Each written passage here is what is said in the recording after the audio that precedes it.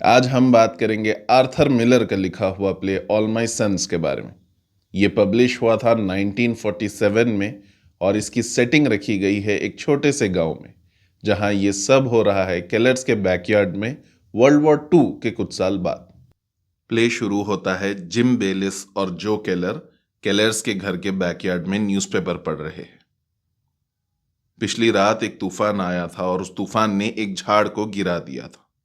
ये झाड़ Larry Keller की याद में लगाया गया था, जो केलर का बेटा था और वॉर में बच नहीं सका।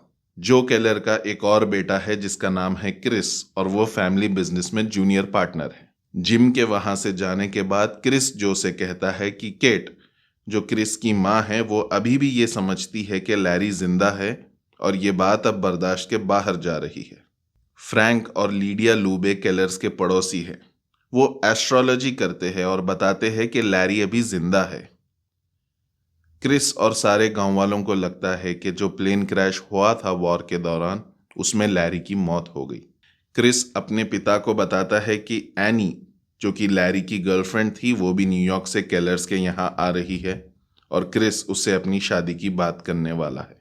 जो को इस बात से कोई शिकायत तो नहीं है, पर उसे लगता है कि केट इस बात की इजाजत नहीं देगी, क्योंकि इजाजत देने का मतलब ये होगा कि लैरी मर गया है।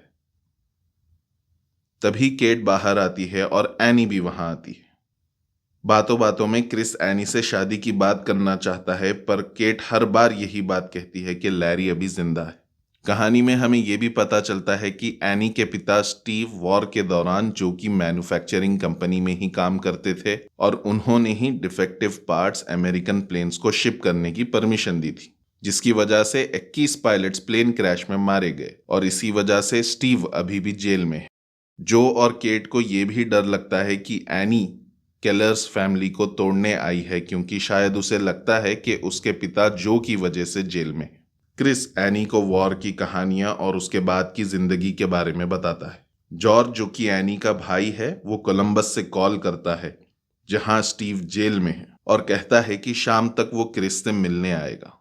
केट जो को कहती है कि वो जॉर्ज के सवालों के लिए तैयार हो जाए। जॉर्ज बहुत गुस्से में आता है। जिम और क्रिस उसे शांत करने की कोशिश करते हैं। जॉर्ज कहता है कि जो ने जानबूझकर स्टीव को फंसाया।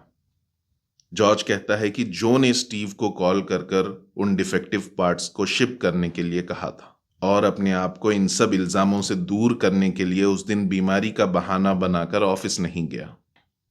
जो इन सारे इल्जामों को खारिज कर देता है। जॉर्ज गुस्से में वहां से चला जाता है और एनी उसे समझाने के लिए उसके पीछे चली जाती है।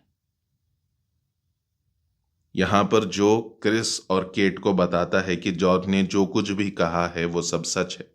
क्रिस इससे पूरी तरह टूट जाता है। क्रिस को लगता है कि उसके पिता ने बहुत गलत किया और वो अपनी गाड़ी में बैठकर घर से दूर चला जाता है। रात के 2 बजे जब क्रिस वापस आता है, तब एनी, केट और जो घर के बाहर उसका इंतजार कर रहे हैं। एनी केट को भरोसा दिलाना चाहती है कि लैरी मर चुका है ताकि वो क्रिस से शादी कर सके। वो केट को एक लेटर दिखाती है जो लैरी ने उसे मरने से 1 दिन पहले लिखा था। उस लेटर में ये लिखा है कि लैरी सुसाइड करने वाला है क्योंकि वो अपने पिता की हरकतों से बहुत शर्मिंदा है, जिसके कारण 21 पायलट्स की मौत हो गई थी। जो को ये एहसास होता है कि उसने सिर्फ उन 21 पायलट्स को नहीं बल्कि अपने बेटे को भी मार दिया। जो कहता है कि सारे सोल्जर्स उसके बेटे जैसे थे और गुस्से में घर के अंदर चला जाता है। तभी एक गोली चलने की आवाज आती है और हमें पता चलता है कि जो ने भी सुसाइड कर लिया। केट क्रिस और एनी से कहती है कि वो यहाँ से कहीं दूर चले जाए और एक नई जिंदगी की शुरुआत करे, क्योंकि यहाँ पर उन्हें दुख और दर्द के सिवा कुछ मिलने वाला नहीं है। और यहीं पर प्ले खत्म हो जाता है।